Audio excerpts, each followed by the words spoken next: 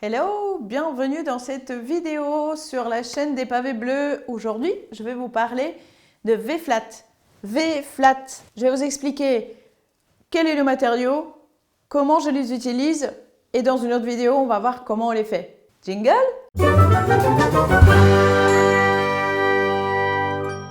Et voilà, je vais vous montrer mes deux V-flat. On commence par le classique.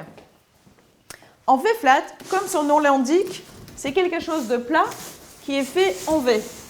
Vous pouvez le voir ici. C'est grand, parfois je me bats avec. Et c'est plat.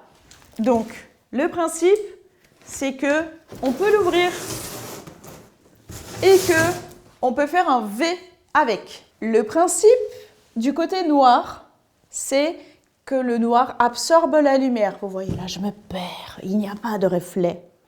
Et de l'autre côté, c'est blanc. Pourquoi c'est blanc? Parce que ça sert de réflecteur. Et comme vous pouvez le voir, le côté noir, il peut s'aplatir. Regardez, on l'aplatit, on l'aplatit, on l'aplatit. Et là, oh, magie! Aïe, aïe, aïe. Ah, voilà. On le tourne de l'autre côté. Et ça nous fait un V blanc. Beaucoup de lumière sur moi parce que ça reflète. Du coup, c'est quoi pour résumer? Le noir, c'est pour absorber la lumière. Le blanc, c'est pour réfléchir la lumière. Classiquement, dans le cinéma ou dans la photographie, vous allez trouver quelque chose qui s'appelle...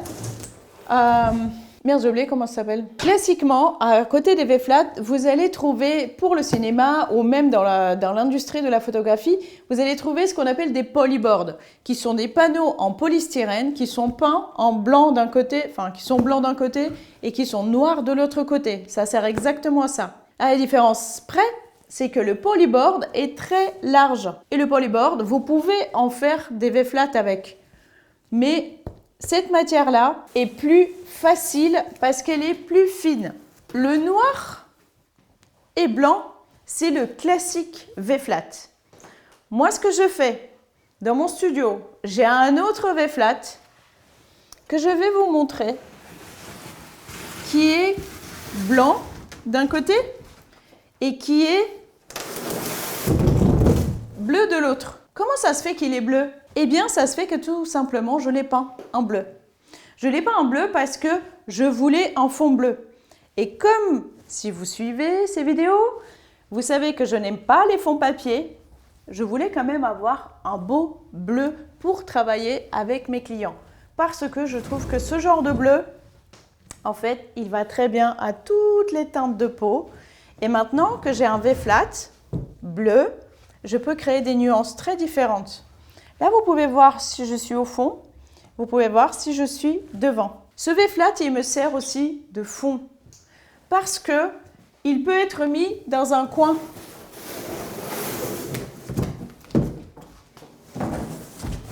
Et là, tout d'un coup, j'ai un angle bleu.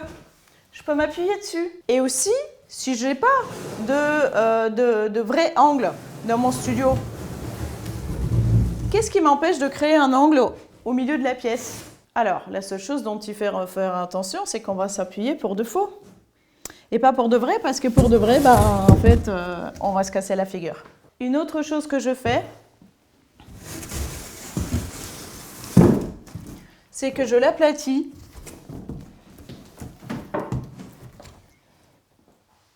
Mieux que ça. Et j'ai un grand fond bleu. Bien sûr que le trait, ça me fait un trait sur l'image. Bah, ça se retouche. C'est quoi le problème? Et voilà, ce sont mes V-flat. Ils sont faits maison. Le matériau s'appelle Smart Plus et c'est à trouver chez Filmolux ou alors chez Pixart Printing. Et voilà, aujourd'hui je vous ai présenté les V-flat, à quoi ils servent et à quoi ils me servent. Dans des prochaines vidéos, je vais vous montrer comment on les fabrique, éventuellement comment on les peint. D'ici là, n'hésitez pas à vous abonner à la chaîne, n'hésitez pas à appuyer sur la cloche pour recevoir les notifications et aussi poser des questions dans les commentaires. À très bientôt!